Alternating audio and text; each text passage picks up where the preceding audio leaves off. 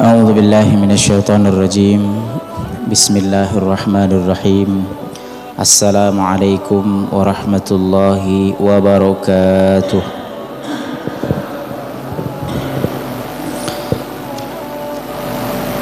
Innal hamdalillah nahmaduhu wa nasta'inuhu wa nastaghfiruh wa na'udzu billahi min syururi anfusina wa min sayyiati a'malina. Asyhadu an la ilaha illallah wa asyhadu anna Muhammadan abduhu wa rasuluh. La nabiyya wa rasula ba'dah. Allahumma salli ala sayyidina Muhammad wa ala alihi wa sahbihi wa barik wa sallim ajma'in. Bagaimana caranya mencegah perbuatan mungkar itu? Ini kaget, aku takut kita baru bahas malam ini, pas balik kita bakar galau se Purwo ini dah. Ngapa dibakar? Mungkar Ustaz. Masuk penjara galau gitu Tidak seperti itu, jangan salah paham ya. Kadang Bapak Ibu sekalian, orang ini juga di antara kaum muslim ini salah paham. Mungkar ini kan murni dari sisi yang sudah pasti dianggap mungkar oleh syariat.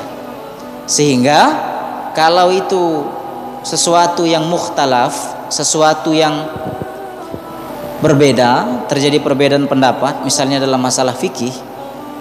Jadi misalnya bapak nih mengamalkan kunut, lalu kemudian ada kawan kita yang tidak kunut. Jangan dianggap kawan kita yang tidak kunut itu melakukan perbuatan mungkar. Lalu bapak, aku nak menegakkan amar ma'ruf dan nahi mungkar Ustaz. Ngapo ada kawan aku yang tidak kunut. Itu tidak termasuk wilayah mungkar Pak. Itu wilayah ikhtilaf, wilayah perbedaan pendapat. Tidak usah dihilangke, tetapi kita toleransi di situ, tasamuh ya. Yang wilayah mungkar tuh yang sudah pasti itu tuh dosa, maksiat, khamr, narkoba, zina, judi, itu sudah pasti ya. Nah, tapi juga ada caranya mencegahnya tadi. Itulah yang dibahas dalam hadis ini tadi. Nah, sehingga kalau suatu saat di dalam masjid ini misalnya Bapak melihat suatu perbuatan yang mungkin berbeda dengan apa yang Bapak yakini, jangan langsung dianggap itu mungkar. Ya, apalagi kalau masalah-masalah khilafiyah yang memang mu'tabar. Jadi seperti contoh kunut tadi, atau misalnya di masyarakat tentang tahlilan, tentang yasinan. Pokoknya kan di Indonesia ini Pak, Palembang ini ada acara apa bae yasin.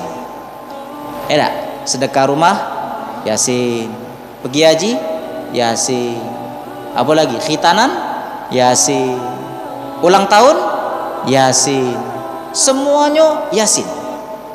Ada yang mengamalkan itu Pak, tetapi ada saudara kita yang tidak menyetujui itu. Dia protes, dikit-dikit yasin, dikit-dikit yasin, bahkan uji dia mana dalilnya. Setiap ada acara nak yasinan terus, ditambah tahlilan pula. Tak setuju dia kan, cak itu kan. Nah, hendaknya orang yang tidak setuju dengan gawe bapak-bapak yang galak yasinan itu, jangan anggap perbuatan itu tuh mungkar. Makanya galak Pak, orang-orang cak itu karena terlalu semangat, dia anggap pelaku-pelaku yasinan itu melakukan bid'ah, sehingga dia berani nyalah kemudian cara menegurnya juga membuat ketersinggungan, terjadi perpecahan, ya kan? Ngapo? Karena di otak dia itu tuh mungkar. Nah, termasuk bapak-bapak juga, pelaku yasinan, pelaku tahlilan. Jangan kita anggap orang-orang yang tidak tahlilan yasinan itu dianggap salah, sehingga kita anggap dia itu mungkar. Misalnya ada keluarga tetangga kita meninggal, tetangga kita ini tidak yasinan, tidak tahlilan, lalu kita omong-omongi dia, wong tuanya mati, tidak diyasin ke, tidak sayang sama wong tua. Di otak kita sudah terpikir dia itu melakukan mungkar, padahal tidak. Dari sisi hukum itu tidak katik masalah. Yang bermasalah itu cara kita galau-galau ini dalam melihat perbedaan itu yang salah, tidak toleransi. Sudah yakini be apa yang nak kita yakini gawe ke Yang tidak yakin ya sudah. Karena soal fikih itu soal raso, Pak. Soal raso, soal kenyamanan kita. Ya, soal rasa. Asal perbedaannya itu adalah perbedaan yang kuat memang. Seperti yang saya contohkan tadi. Jadi jangan dianggap mungkar.